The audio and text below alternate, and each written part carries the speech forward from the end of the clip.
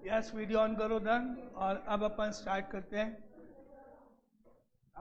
आगे जाओ, उधर से जगह खाली करो, पीछे आगे जाओ, आगे लाइन में। Application of integration again in commerce.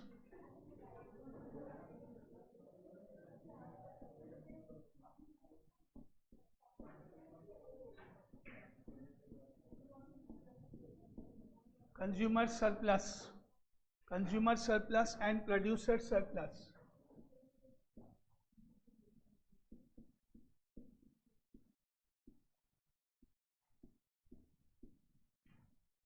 Consumer surplus and producer surplus. Video on करो।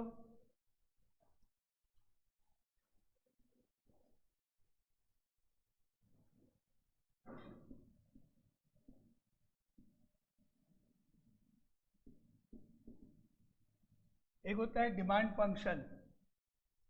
डिमांड फंक्शन इज, क्या होता है डिमांड फंक्शन? इक्वेशन होती है किसके बीच में? The relation between the quantity demanded and price per unit. Quantity demanded and price, क्या relation? Relation एक इक्वेशन होती है जिसमें आपको दो वेरिएबल मिलते हैं। एक तो होता है प्राइस पर यूनिट प्रोडक्ट की जिसमें सेल करना है, और एक क्वांटिटी डिमांडेड, कितना आपको परचेस करना है। तो डिमांड फंक्शन होता है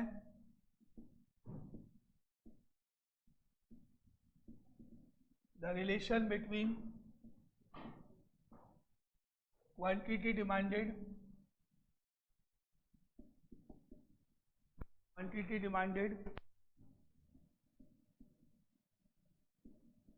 and price per unit.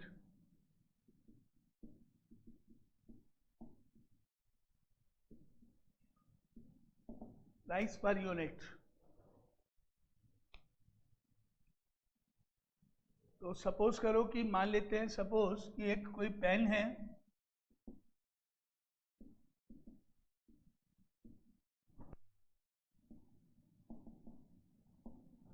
Price है, प्राइस है एक पेन की, नॉर्मल एक पेन है, नॉर्मल पेन है जैसा होता है, उस पेन की, नॉर्मल पेन की प्राइस है ₹5000 पर पेन। पर पेन, एक पेन की प्राइस है ₹5000 और नॉर्मल पेन है, नॉर्मल पेन है। तो अगर प्राइस एक पेन की इतनी है तो क्वांटिटी डिमांडेड कितनी होगी?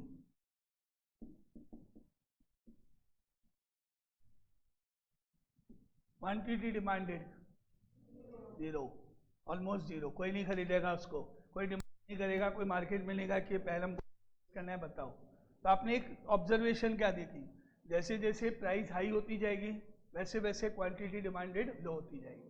प्राइस बढ़ती जाएगी, क्वांटिटी डिमांडेड धीरे धीरे कम होती जाएगी। अभी मान लेते हैं अपन प्राइस ऑफ पेन रख देते हैं ₹1, ₹1 का पेन है, नॉर्मल पेन है, सब खरीदने लग जाएंगे। 20 दे दो, 30 दे दो, 50 पेन दे दो, पड़ जाएंगे। यूज एंड थ्रो है, ₹1 में पेन यूज किया, फेंक दिया, कोई प्रॉब्लम नहीं।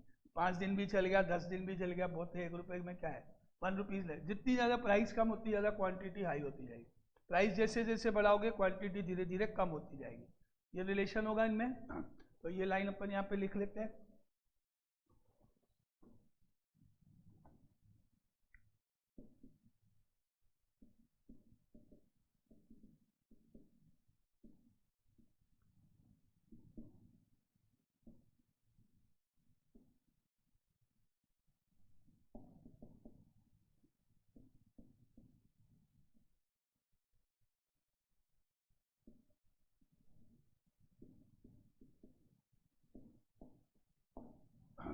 क्या होगा? When price increases then quantity demanded decreases. जैसे जैसे प्राइस को बढ़ाते जाओगे आपकी जो क्वांटिटी डिमांडेड है या सेल है वो धीरे धीरे कम होती जाएगी। और आपने बहुत ज़्यादा इंक्रीज कर दिया तो सेल जीरो हो जाएगी, स्टॉक आपका एज इट इज पड़ा रह जाएगा, मनी ब्लॉक हो जाएगी और आपको कोई प्रॉफिट या लॉस नहीं होगा। यानी आपने प्रोडक्शन किया, उसमें जो भी इन्वेस्टमेंट किया वो सब बेकार चला जाएगा, क्योंकि आपने प्राइस इतनी हाई रख रखी है कि वो कोई खरीदेगा ही नहीं। तो एक लिमिट में अपन प्राइस को हाई या इंक्रीज कर सकते हैं। ठीक है, अब अगर अपन इसका ग्राफ बनाने की कोशिश तो ग्राफ किस तरह से ड्रॉ होगा? मान लेते हैं यहाँ पे तो क्वांटिटी ले रहे हैं, एक्स से डिनोट किया गया, यहाँ इसकी प्राइस ले रहे हैं, पी से डिनोट हुआ। तो अपन ने देखा कि जैसे जैसे हम प्राइस को इंक्रीज करेंगे क्वांटिटी डिक्रीज होती जाएगी। या प्राइस अगर अपनी जो क्वांटिटी है वो मान लेते हैं प्राइस है अपनी 1 रुपीज़ सपोज करो, यानी वाई एक्सेस जाएंगे तो क्वांटिटी इंक्रीज हो जाएगी, बहुत हो जाएगी। और अगर प्राइस जीरो हो जाएगी, प्राइस जीरो हो जाएगी तो डिमांड मैक्सिमम हो जाएगी, डिमांड मैक्सिमम हो जाएगी। जीरो मतलब फ्री। शॉप पे जाओ, शॉपकीपर ने अनाउंस किया मेरे पास पेन्स पड़े हैं बहुत सारे, स्टॉक में आके फ्री में ले जाओ, यानी प्राइस जीरो तो हर कोई इसको परचेज करेगा। तो उस केस में मान लेते हैं प्राइस जीरो, तो क्वांटिटी यहाँ कहीं हाईएस्ट मतलब इन्फिनिटी तक जाएगी, तो मान लेते हैं यहाँ तक जाएगी इस लाइन तक। फिर जैसे मान लो आपने प्राइस को 1 कर दिया, अभी ये जीरो है तो मान लेते हैं यहाँ तक आ गया हाईएस्ट एक रफली। अगर आपने प्राइस को 1 कर दिया, ये 1 रुपीज़ है, तो आपका थोड़ा डिमांड कम हो गई, यहाँ आ गई इस तरह से। मान लेते हैं आपने प्राइस यहाँ पे बिल्कुल हाई कर दी, तो आपकी डिमांड बिल्कुल कम हो गई, डिमांड बिल्कुल कम हो गई मतलब यहाँ पे आ गया कहीं डिमांड कम हो गई। तो आपको नजर आया ना ग्राफ कैसे बनेगा, इस तरीके से ग्राफ बनेगा। प्राइस जीरो है, क्वांटिटी अप टू इन्फिनिटी की तरह से है, बहुत सारी क्वांटिटी डिमांडेड, सारे जितना स्टॉक है सब खाली हो जाएगा, फ्री में हर कोई लेने पहुंच जाएगा, जितना शॉप पे स्टॉक है सब ले जाएंगे। थोड़ी प्राइस बढ़ी, थोड़ा सा डिमांड कम होगी पहले के कंपैरिजन। बिल्कुल प्राइस बहुत टॉप पे हाई रख दी, डिमांड बहुत कम होगी, देखो यहाँ से इतनी सी, यानी 1 केवल जाएगा। ये 20 है तो 20 रुपीज़ प्राइस होगी तो केवल 1 क्वांटिटी ही सेल होगी या 2 ही होगी, इस तरह से। तो एक आइडिया लेते हुए ग्राफ इस तरह से ड्रॉ होगा इसका। क्लियर? दोनों तीनों डिमांड फंक्शन क्या होगा और क्या रिलेशन होगा।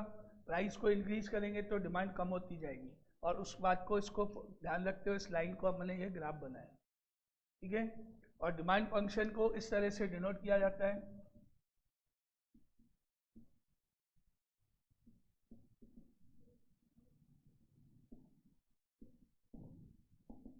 Demand function x is equal to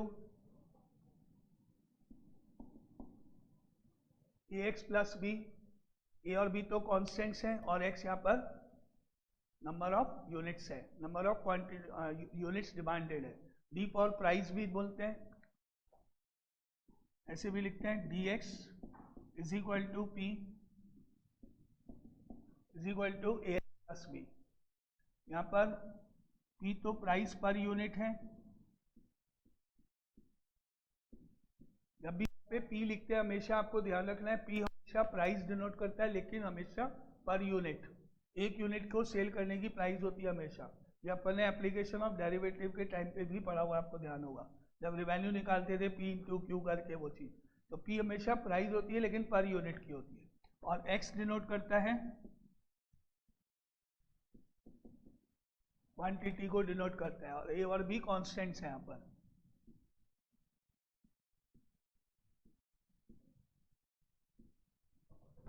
जैसे 2x प्लस 3 हो गया या 5x माइनस 3 हो गया, कुछ भी इस तरह का अपने को मिलेगा, लीनियर होगा तो क्वाड्रेटिक भी हो सकता है, लीनियर भी हो सकता है। जनरली लीनियर होता है क्योंकि जनरली क्वाड्रेटिक फॉर्म में होगा तो ग्राफ ऐसे बनेगा, इस फॉर्म में क्वाड्रेटिक होगा। लीनियर होगा तो सिंपली एक लाइन बनेगी, फिर यूँ लाइन बनेगी सीधी एक, यो समझ लो, यूँ ऐसे लाइन बनेगी सीधी एक बस। अगर कुछ होगा तो केवल एक लाइन बन जाएगी उस केस में। फॉर एग्जाम्पल अपन 2-5 की एक पर्टिकुलर, तो जैसे आपने x को 0 रखा, p की वैल्यू 5 हो गई, p की वैल्यू 5 हो गया मतलब यहाँ कहीं 5 आ गया ये पॉइंट। और अगर आपने इसको 0 रख दिया यहाँ पर, तो x की वैल्यू 5/2 यानी 2.5 हो गई, 2.5 सपोज यहाँ कहीं आ गया, तो ये ऐसे बन जाएगी लाइन, इसकी जगह ऐसे बन जाएगा, बनेगा यूँ ही लेकिन लाइन बन जाएगी उस केस में। और अगर क्वाड्रेटिक होगा तो वो कर्व बनेगा, वो इस फॉर्म में बनेगा, ठीक है। तो अभी अपन ने इसको क्वाड्रेटिक मानते हुए यहाँ ये ड्रॉ किया है। तो ये हो गया डिमांड फंक्शन, क्या होता है, relation between price and quantity demanded. Price high होगी तो क्वांटिटी डिमांडेड लो हो जाएगी बिल्कुल धीरे धीरे, और इस तरह का ग्राफ और इस तरह का स्टेप। क्लियर पहला पार्ट। अब आता है नेक्स्ट सप्लाई फंक्शन, ये हो गया demand function, now supply function.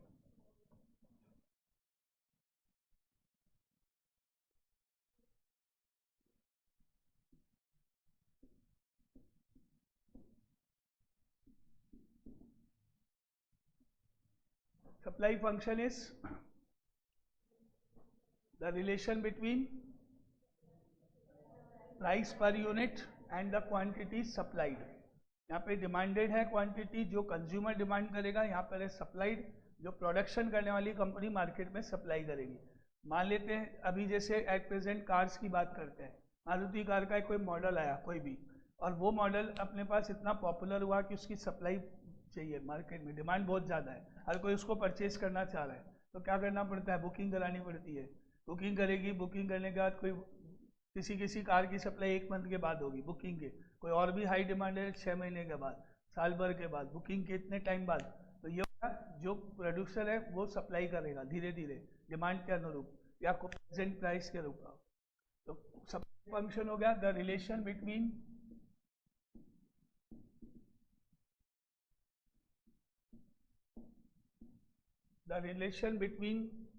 price per unit and quantity supplied.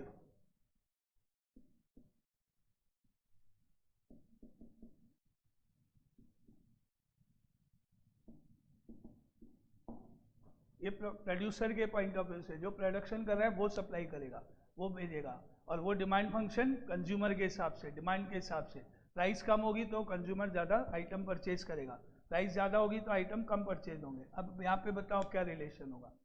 Suppose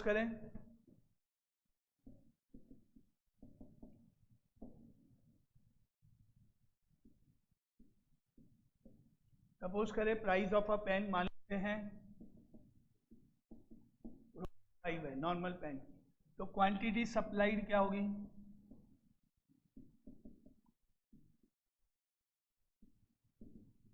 quantity supply मान लेते हैं प्राइस है पर पेन की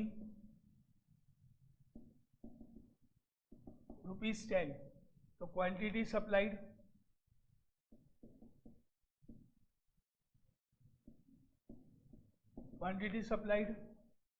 अब प्रोडक्शन के हिसाब से सोचो, अगर प्राइस 5 रुपीज़ है पर पेन, तो जो प्रोडक्शन कर रही है कंपनी, मान लेते हैं सपोज कर लेते हैं उसने 40 पेन्स मार्केट में सेल के लिए डाल दिए 40.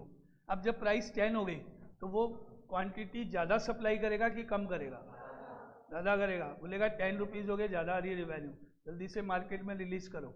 अगर वही अपना प्राइस होगी 500 रुपीज़ पर पेन, तो क्वांटिटी और बढ़ा देगा, बोलेगा जल्दी से अपना स्टॉक खाली करो, ज़्यादा पैसे मिल रहे हैं, कल को कंज्यूमर जो खरीद रहा है उसका मूड खराब हो गया, मूड ऑफ हो गया, उसने कहा नहीं खरीदना तो दिक्कत हो जाएगी, इसलिए फटाफट क्वांटिटी सप्लाई करो, जल्दी से जल्दी उसको दो, अपनी जो पैसा आना चाहिए रिवेन्यू.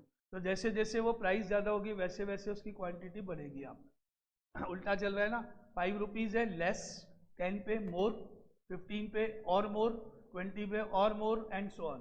क्या रिलेशन बनाऊँ, price increases then supplied also increases, price increase होगी तो सप्लाई भी इंक्रीज होगी, डिमांड में उल्टा है, प्राइस बढ़ाओगे तो कंज्यूमर कम खरीदेगा, यहाँ पर उल्टा चलेगा, दोनों इंक्रीज होंगे यहाँ पर, है ना.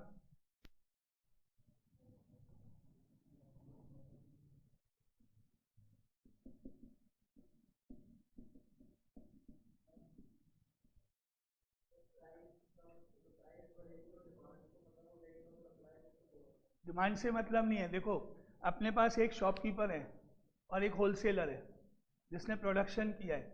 जो अपने पास शॉपकीपर है उसने बोला कि भाई मुझे आप आपके पास जो कंपनी जो भी आप प्रोडक्शन करो सप्लाई करो जल्दी से जल्दी, है ना.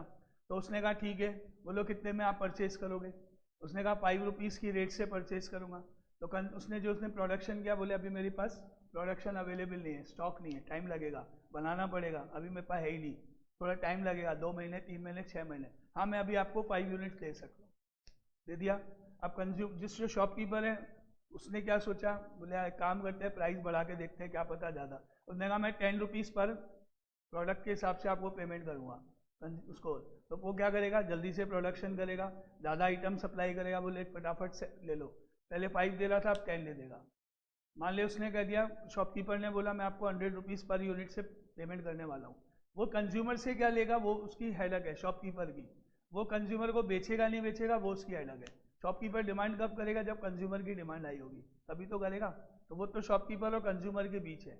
अभी बात कहाँ हो रही है, शॉपकीपर और कंपनी के बीच। अब कंपनी को उसने बोला मैं 100 रुपीज़ की रेट से आपको पेमेंट करूँगा, जल्दी से मेरे को माल सप्लाई करो, मेरे को चाहिए, डिमांड है। तो वो क्या करेगा, जल्दी से प्रोडक्शन बनाएगा, बोले ले लो, इस तरह। तो जैसे जैसे प्राइस बढ़ाएगा ज़्यादा सप्लाई होगी ना। तो यहाँ पर प्राइस इंक्रीजेस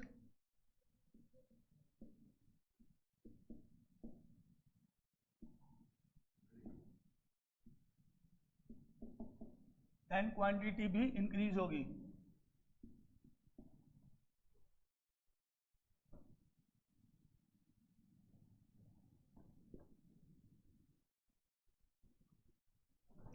अब इसको पॉइंट को ध्यान रखते हुए अगर इसका ग्राफ बनाने की कोशिश करें तो कैसे बनेगा।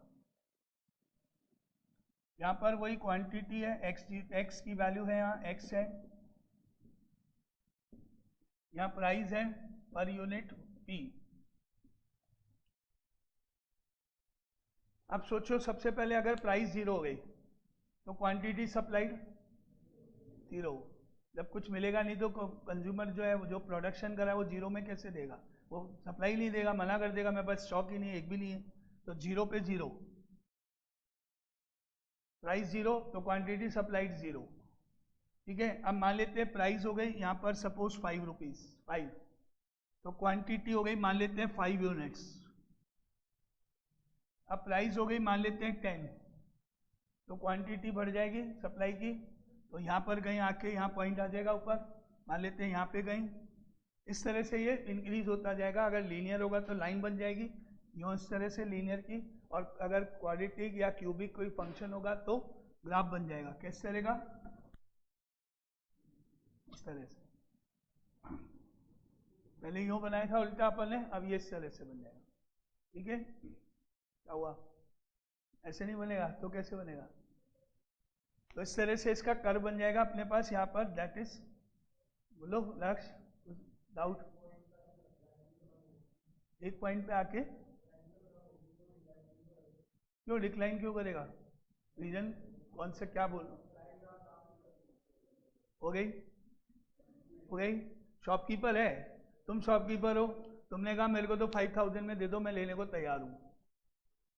तो जो प्रोडक्शन करी है कंपनी वो क्या कहेगी, नहीं नहीं इतना महंगा मत खरीदो, बिकेगा नहीं तुम्हारा। उसको क्या मतलब है कंपनी को, तुम आगे बेचते हो कि नहीं बेचते हो, या तुम 5000 का 6000 में बेचते हो कि लॉस, वो तुम्हारी हेडक है।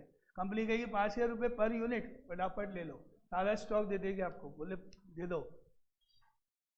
फिर आपने उसको कंज्यूमर को बेचा नहीं बेचा वो आपकी हेडक है, कम में बेचा ज़्यादा में बेचा, ये तो हमेशा इंक्रीज होगा, डिक्रीज होने का काम ही नहीं।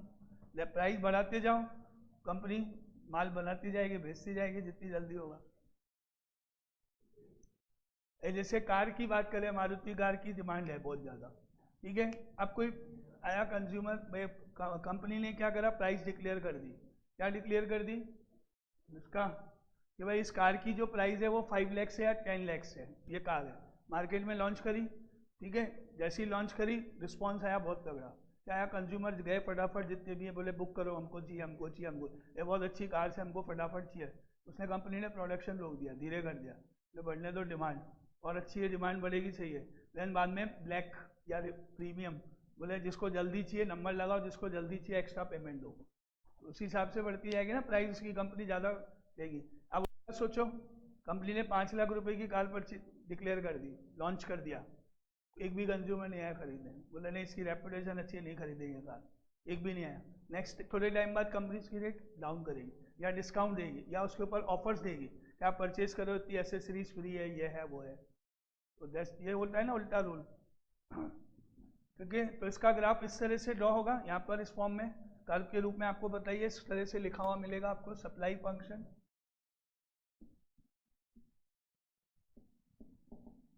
सप्लाई फंक्शन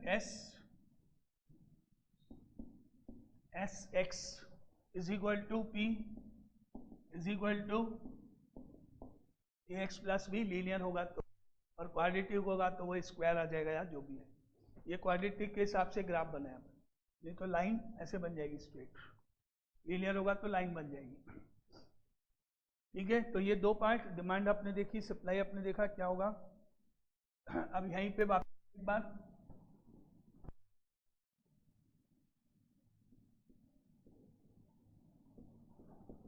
यहाँ पे डिमांड फंक्शन का ग्राफ अगर बना लें वापस से एक बार कंपैरिजन करने के लिए, तो याद करो डिमांड फंक्शन में जब आपकी प्राइस 0 होगी तो डिमांड बहुत ज़्यादा, यानी शॉपकीपर ने बोला भाई कि मेरे बोर्ड लगाए कि भाई ये चीज़ जो है मेरे को स्टॉक खाली करना है, आप फ्री में ले जा सकते हो मेरे यहाँ से, क्योंकि मुझे स्टॉक खाली करना है फ्री में। लाइन लग गई पीछे उसके पूरे शॉप के बाहर में, सब खड़े हुए हैं, रात पूरी रात खोलेगा दुकान तो पूरी रात खड़े रहेंगे, नंबर आना चाहिए। तो डिमांड क्या होगी, इन्फिनिटी, अप टू इन्फिनिटी, जितना है सब ले जाएगा एक ही कंज्यूमर। तो 0 पे यहाँ से स्टार्ट हो गए, इस तरह से इसका ग्राफ बनेगा, ठीक है, इस तरह का। ये अपना डिमांड फंक्शन, ये supply function.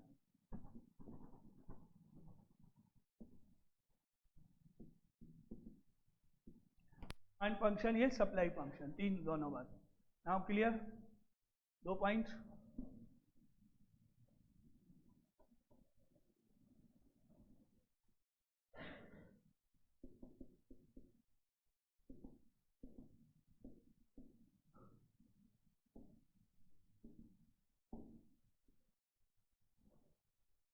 Equilibrium point, that is demand और सप्लाई फंक्शन जहां पर दोनों इंटरसेक्ट करेंगे उस पॉइंट को इक्विलिब्रियम पॉइंट बोलेंगे। यानी दोनों एग्री हो गए, कंज्यूमर एग्री हो गया मैं इस प्राइस में खरीद लूंगा, ठीक है, कंपनी एग्री हो गई मैं इस प्राइस में सप्लाई करने को तैयार हूँ। जैसे शॉपकीपर ने बोला भाई 5000 रुपीज़ पर यूनिट की आपकी प्राइस है, कंज्यूमर मेरे पास है खरीदने के लिए, कंपनी ने ठीक है मैं सप्लाई करने को तैयार हूँ। तो ऐसा पॉइंट जिसमें दोनों एग्री कर दें, दोनों को एक्सेप्ट हो जाए, वो प्राइस बेचने वाले को कंपनी को और खरीदने वाले को कंज्यूमर को, दोनों को एग्री हो जाए दोनों।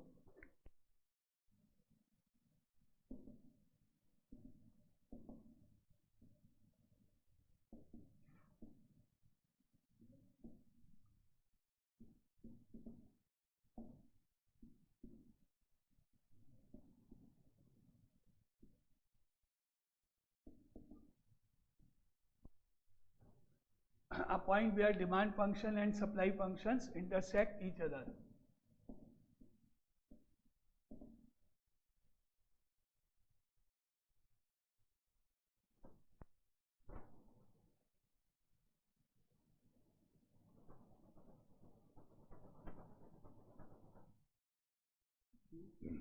हाँ, मोबाइल साथ साथ चल रहेगा, अरे मोबाइल साथ साथ,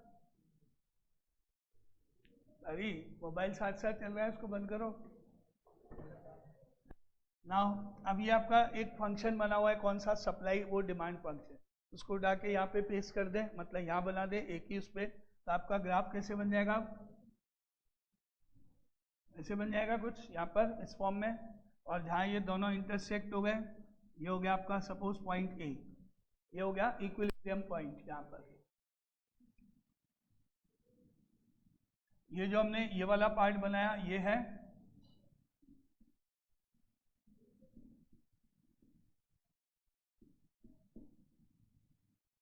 ये पॉइंट है सप्लाई फंक्शन, और ये वाला जो ग्राफ बना है ये वाला ये है डिमांड फंक्शन।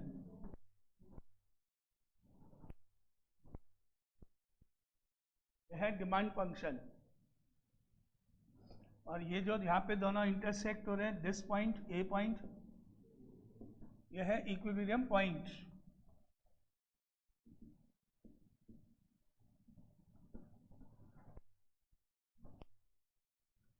और इस पॉइंट से अगर नीचे एक्स एक्सिस पे परपेंडिकुलर डालें और वाई एक्सिस पे परपेंडिकुलर डालें,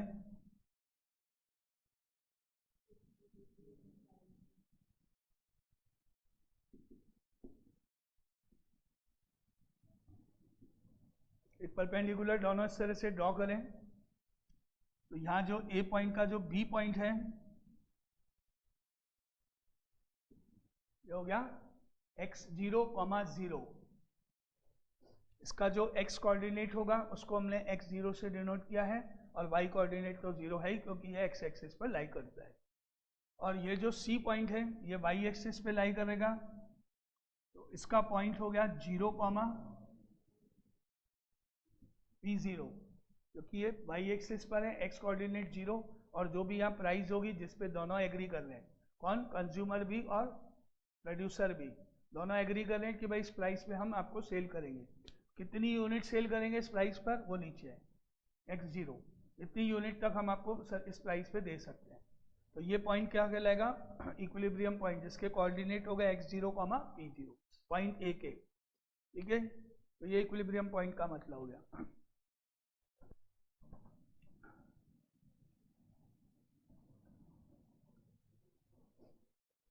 यहाँ तक क्लियर। नाउ अब अपने पास है कि प्रोड्यूसर सरप्लस क्या होता है, कंज्यूमर सरप्लस क्या होता है। बोलो कंज्यूमर सरप्लस क्या होगा। कंज्यूमर सरप्लस, कंज्यूमर को गेन होना, क्या होगा कंज्यूमर का गेन।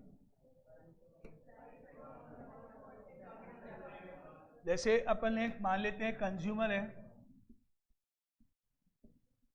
एक कंज्यूमर है, मार्केट में टीवी परचेज करना है, टीवी परचेज करना है, मान लेते हैं उस टीवी की जो कॉस्ट है, मार्केट प्राइस है, जो अपने पास एमआरपी है, जो वहाँ लिखा हुआ है स्लिप के ऊपर, वहाँ पे मार्किंग करी हुई है या नेट पे जो भी, मान लेते हैं रुपीस है,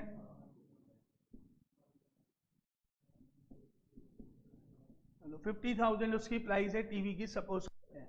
अब कंज्यूमर ने क्या किया, 50,000 में परचेज किया, उसके माइंड में है 50,000 पॉकेट में डाल दिया उसने।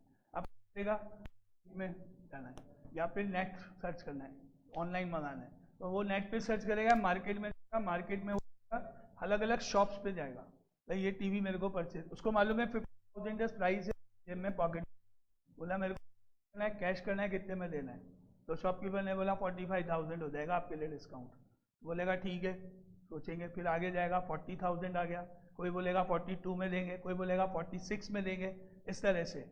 सपोज करो बाद में फाइनली सारी जगह उसने नोट करने के बाद उसने इस टीवी को परचेज कर लिया, कितने में, मान लेते हैं 43,000 में वो परचेज करके ले आया, 50,000 का, ज़्यादा से ज़्यादा डिस्काउंट जितनी शॉप पे, सारी शॉप पे ढूंढ लिया, नेट पे ढूंढ लिया, सब कर लिया उसने सर्च, इतने में फाइनली उसको मिलेगा, इससे कम नहीं मिल रहा है, हो गया, तो उसको 7,000 का प्रॉफिट हो रहा है, क्योंकि 50,000 सोच के गया था वो 43 का था, मैं खरीद लिया, तो 7,000 का उसको गेन हो गया, किसको, कंज्यूमर को, या सेविंग हो गई उसकी, आप कुछ भी समझो, 7,000 गेन हो गया या सेविंग हो गई, and this gain 7,000 is called CS, consumer surplus, ये कंज्यूमर सरप्लस कहलाएगा।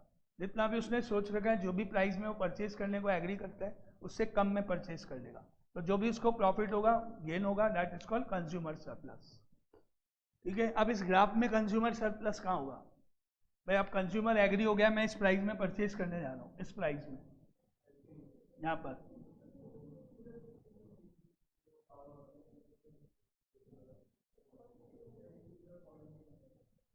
हाँ, नीचे वाला पोर्शन या ऊपर वाला पोर्शन, सोचो कौन सा, ऊपर वाला पोर्शन या नीचे वाला पोर्शन, कौन सा। भाई ये जो प्राइस है ना आपकी, ये वाली जिसमें कंज्यूमर एग्री कर रहा है, ये वाला जो पॉइंट है, ये वाला, वो 43,000 है, यहाँ पर 43 परचेज किया, 1000 का ऊपर कहीं, यहाँ पर मान लो इधर 50,000 यहाँ है, ठीक है, 50,000 से मैं लाइन बनाऊँ तो ये यहाँ पर जाएगी, मतलब जब 50,000 होता प्राइस तो वो खरीदता, तो यहाँ पे आपको क्वांटिटी मिलती, ये पॉइंट मिलता 50,000, जबकि खरीद रहा है वो 43,000 में यहाँ पर, तो उसका प्रॉफिट कौन सा हुआ, नीचे वाला कि ऊपर वाला, ये इस इक्विलिब्रियम प्राइस के ऊपर नीचे जितना क्या होगा। अच्छा सपोज करो 43 में वो खरीद रहा है, लेकिन जो उसकी जो मार्केट प्राइस है, जो स्लिप लगी हुई उस पर वो 45,000 है, तो 45,000 यहाँ कहीं होगा, यहाँ पर मैं यहाँ से लाइन बनाऊँ तो इतना प्रॉफिट हुआ ना इसको, ये वाला, ये देखो आप 43 से 45, 2,000 का प्रॉफिट हुआ, क्या यहाँ से चले, ये 50,000, 7,000 का प्रॉफिट हुआ, और 60,000 मार्केट प्राइस 60 थी, 60 पे लिखा हुआ था, तो 60 यहाँ ऊपर इधर 43 में खरीदा है, 60 थी मार्केट प्राइस लिखी हुई, तो ये प्रॉफिट इतना। अब जो मार्केट प्राइस थी, जो स्लिप थी, वो 90,000 थी, खरीदा 43 में, तो और ऊपर, अब इतना प्रॉफिट फाइनल, यही है, अब लिख दूं फाइनली,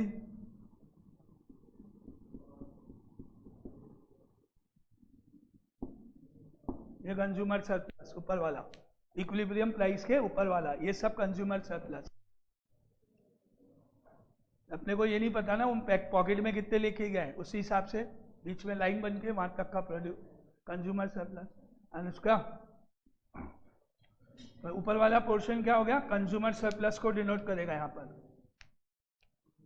इस प्राइस में वो परचेज करेगा, इसके ऊपर उसका प्रॉफिट आता जाएगा जिसमें भी अपने किया। अगर मान लो 50 में होता फॉर एग्जाम्पल, ये 50 मार्क कर लेते इतना, ये वाला पोर्शन आ जाएगा प्रॉफिट, जो कि 7000 हो गया।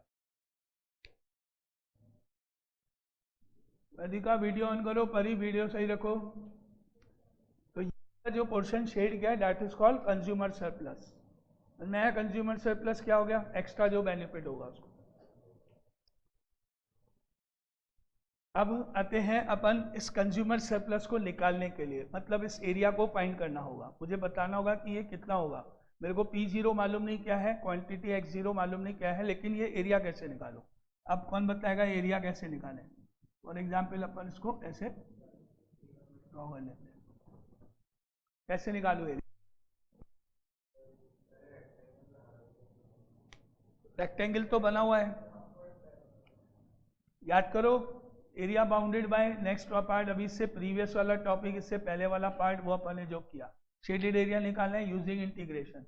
याद करो, यहाँ से यहाँ गए, ये आ गया 0, यहाँ पे जहाँ दोनों इंटरसेक्ट करें वो आ गया B, ये पे 0 है, यहाँ पर x0 है, x कोऑर्डिनेट 0 है, x कोऑर्डिनेट x0 है।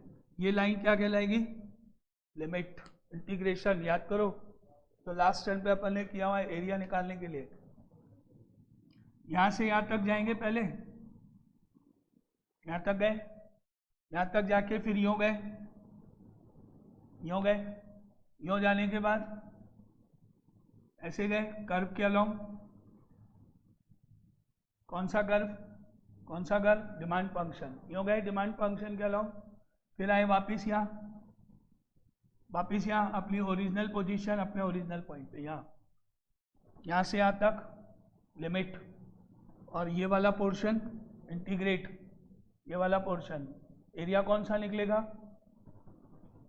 एरिया कौन सा निकलेगा, पूरा कंप्लीट। कौन सा, जो मैंने रेड बाउंड्री बना रखी पूरा, जिसमें ये भी आ गया और ये भी आ गया ब्लैंक ब्लैंक, OBAC ये भी आ गया, O से B तक लिमिट, और उसके बाद ये वाले को इंटीग्रेट करेंगे, इस वाले पोर्शन को, डिमांड फंक्शन को, तो एरिया पूरा निकलेगा शेडेड प्लस ब्लैंक।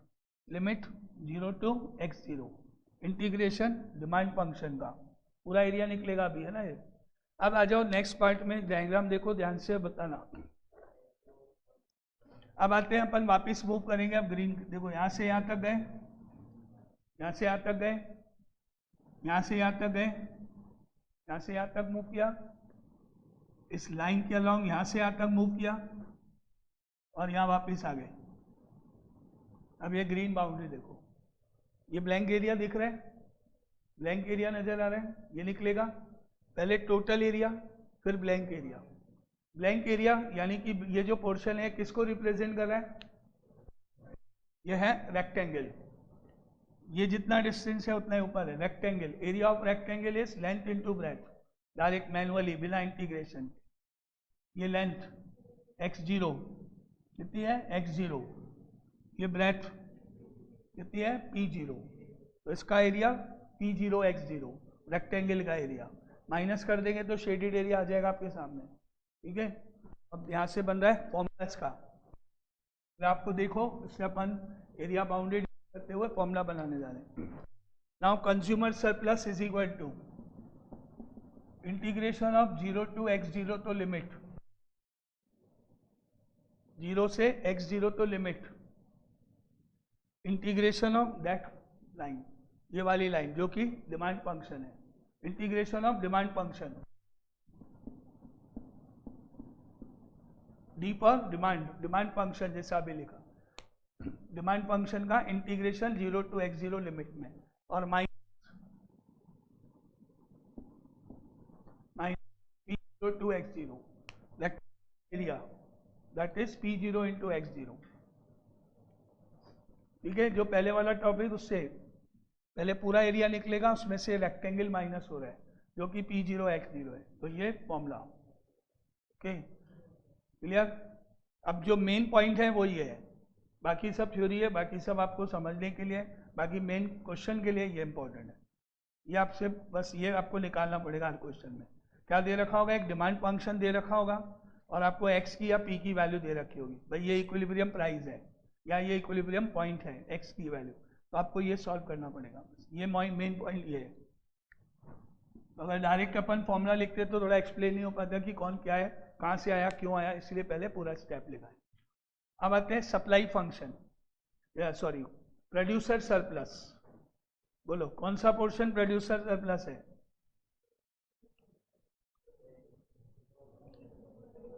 ये वाला, इसके नीचे वाला पोर्शन प्रोड्यूसर सरप्लस कौन सा हुआ? नीचे वाला पोर्शन, इक्विलिब्रियम पॉइंट के नीचे पोर्शन। ये ग्राफ है, दोनों इस तरह से ज्वाइन हुए हैं। अब कौन सा पोर्शन?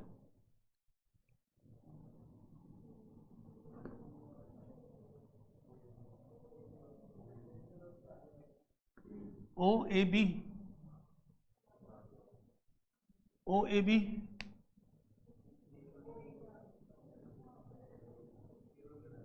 Supply function. ऐसे मान लो प्राइस थी अपने पास 50,000 और मान लेते हैं प्राइस हो गई 45,000, मान लेते हैं प्राइस हो गई 42,000 मान लेते हैं, और जो प्राइस है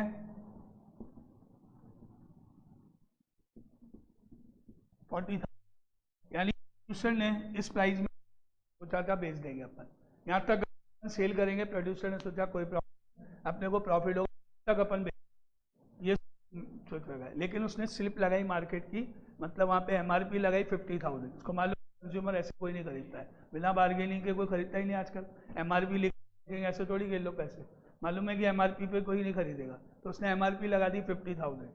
ठीक है, अब 50,000 MRP लगी, अब जो कंज्यूमर आया बार्गेन शुरू किया, बोले नहीं मेरे को परचेज करना है, आप कम करो, थोड़ा डिस्काउंट दो, ये करो, तो उसने कहा 48 ले लो, और कम करो 5 कर दो, और कम करो, उसने बोला चलो 41 कर दो, और कम करो, अब नहीं करूँगा क्योंकि 40,000 तो मेरे खुद का प्रोडक्शन की, इससे कम नहीं करूँगा, लेना है ठीक नहीं तो जाओ। तो उसने इस तरह से कम करते करते इस प्राइस पे एग्री कर दिया, 42,000 पे एग्री किया बेचने के लिए, कंज्यूमर भी एग्री हो गया, बोले ठीक है ले लेते हैं, ये हो गया आपकी 42,000। यहाँ पर इस पॉइंट पे जो P0 है, यानी कि ये 42,000 है, ये इस प्राइस के ऊपर, ठीक है। और प्राइस जो थी प्रोड्यूसर ने कहा मैं 40 बेच सकता हूँ उसको, इससे कम नहीं बेचूंगा, तो ये 42 है, ये समझना 42 है ये, और 40 कहाँ होगा, 40 कहाँ होगा, यहाँ 40 हो गया यहाँ पर, ठीक है। अगर मैं यहाँ पे ऐसे लाइन बना दूँ तो ये आपका सब प्रोड्यूसर सरप्लस हो गया, 2000 का फायदा हो गया ना। प्रोड्यूसर ने सोचा मैं इसको 40 में बेच सकता हूँ, मेरे को इतना प्रॉफिट फिर भी चलेगा, ये मेरी लास्ट प्राइस है, ठीक है, लेकिन उसने MRP लगा दी 50। अब धीरे धीरे बार्गेन होते होते एक दोनों ने मिला के डिसाइड करा चलो 42 में फाइनल, 42,000 में फाइनल, कंज्यूमर एग्री हो गया, प्रोड्यूसर एग्री हो गया, बोले ठीक है हो गया, तो अब 42 दे दिया कंज्यूमर ने। ओके, कंज्यूमर सोच के आया था 50 में से खरीदूंगा क्योंकि MRP 50 है, 42 में वो गड़ गया, कंज्यूमर खुश, बोले 8,000 प्रॉफिट हो गया, कंज्यूमर खुश, प्रोड्यूसर भी खुश, बोले 2,000 मेरे को प्रॉफिट हो गया, मैं तो 40 में बेचने को एग्री था, 42 में ले जा रहा, अच्छी बात है, दोनों खुश अपनी अपनी जगह, प्रोड्यूसर खुश 2,000 एक्स्ट्रा मिल गए, कंज्यूमर खुश कि मेरे को 8,000 का प्रॉफिट हो गया, MRP बीच में आई। तो ये ऊपर वाला पोर्शन कंज्यूमर सरप्लस, नीचे वाला प्रोड्यूसर सरप्लस। अब इसको ऐसे समझो 40 मान लेते हैं 45,000 दिया, तो ये 45 हो गया, 40 नीचे है ही, प्रॉफिट बढ़ गया 5,000 हो गया। मान लेते हैं ये वाला पार्ट 30,000 है और 42 फाइनल है, तो ये 42 हो गया, 30 नेचुरली और नीचे चला जाएगा, नीचे चला जाएगा, तो क्या आएगा, नीचे वाला पोर्शन आ जाएगा आपका, कौन सा पोर्शन, नीचे वाला पोर्शन आपका धीरे धीरे वो आ जाएगा। तो सेल ये हो गया सप्लाई फंक्शन के नीचे वाला पोर्शन, शेड कर दो उसको,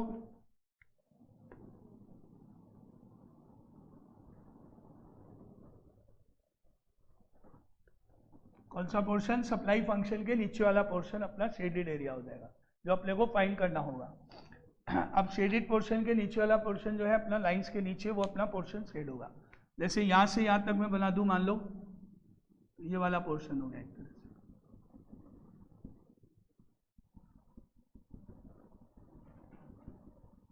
ये वाला portion, that is called producer surplus. Curve के ऊपर कंज्यूमर सरप्लस, इस लाइन के ऊपर कंज्यूमर सरप्लस, लाइन के नीचे प्रोड्यूसर सरप्लस, सप्लाई फंक्शन से टच होता हुआ, वो डिमांड फंक्शन से टच होता हुआ, ठीक है।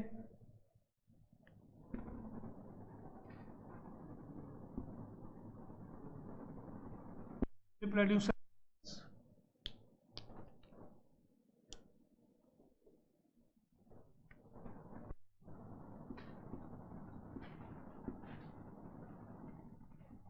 ये कंज्यूमर सरप्लस जो ऊपर शेड है, और ये लाइन है ये बीच में इक्विलिब्रियम की, उसके नीचे सप्लाई फंक्शन।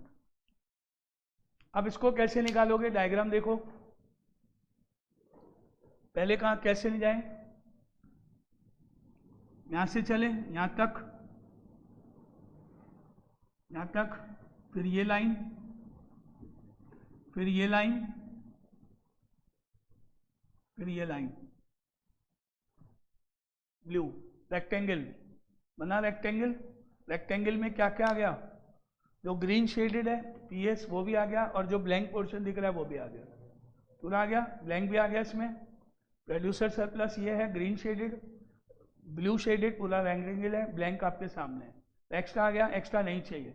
अब एक्स्ट्रा नहीं चाहिए तो माइनस करना पड़ेगा, तो वो कैसे जाएंगे माइनस करने के लिए? वापिस ये लाइन, ये लाइन, और ये देखना कर्व कौन सा है, ये कर्व सप्लाई फंक्शन, ये इंटीग्रेट होते ही ये ब्लैंक एरिया आएगा, इसको इंटीग्रेट करोगे ब्लैंक आएगा, रेक्टेंगल पूरा आएगा, और आपको निकालना है ग्रीन शेडेड। अब आप देख सकते हो उसमें blue minus red, blue boundary rectangle minus red boundary, that is supply function का इंटीग्रेशन है। डायग्राम से कैसे निकलेगा area?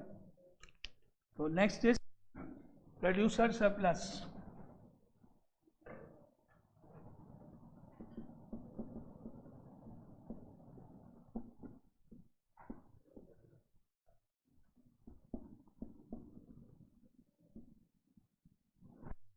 Rectangle minus supply function, देख सकते हो आप, रेक्टेंगल में से सप्लाई फंक्शन को माइनस करना होगा, इसलिए 0x0 minus 0 to x0 supply function का इंटीग्रेशन, क्योंकि ये सप्लाई फंक्शन है ये, और ऊपर वाला डिमांड है, तो इसलिए अलग अलग फंक्शंस अलग अलग हैं दोनों में, डिमांड सप्लाई अलग अलग है। क्लियर?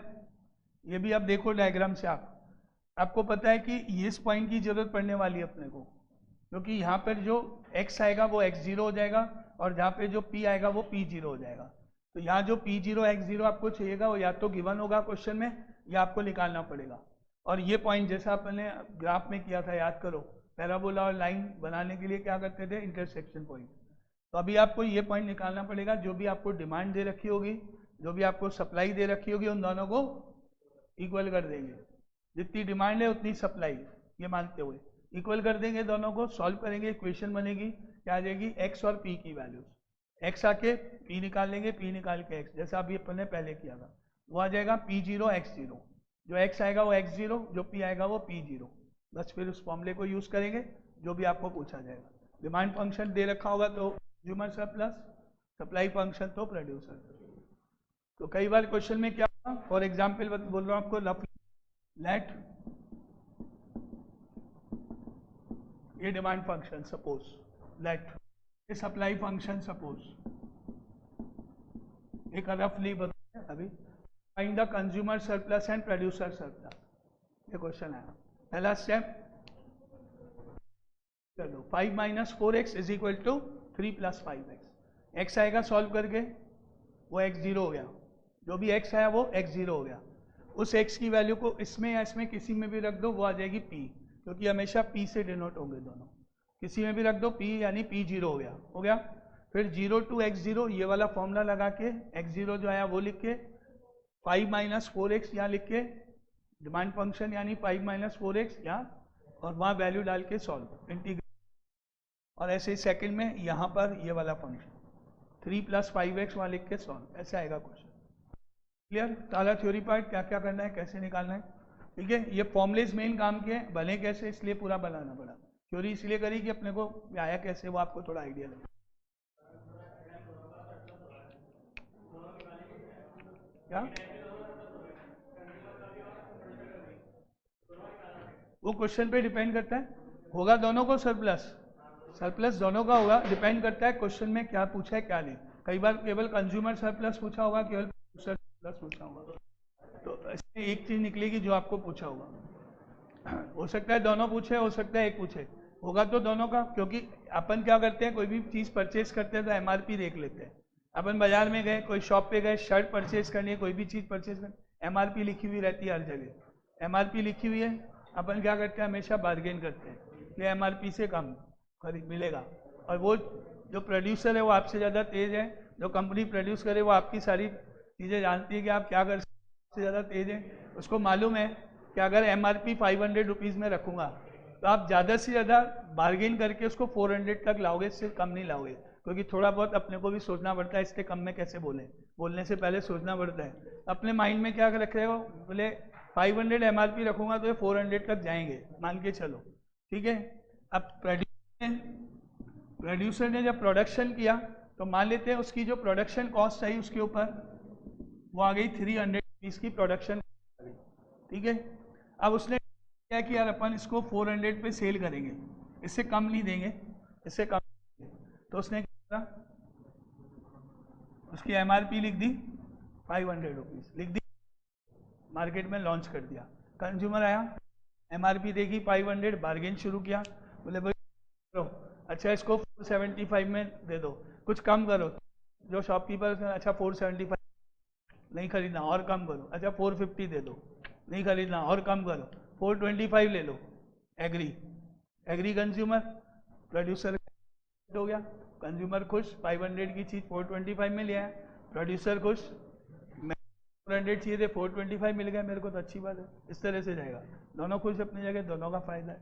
उसको तो 400 एग्री थे, तो 425 में बेच रहा है, कौन, प्रोड्यूसर खुश हो गया, और कंज्यूमर क्या खुश होगा, बाद में जाके बोलेगा 500 की चीज़ थी, मैं 425 में लिया, मेरे को बार्गेन करना कितना अच्छा होता है, मालूम पड़ा कि कुछ नहीं, ये होता है मार्केट का तरीका। चलो अब कल करते हैं क्वेश्चंस इसके।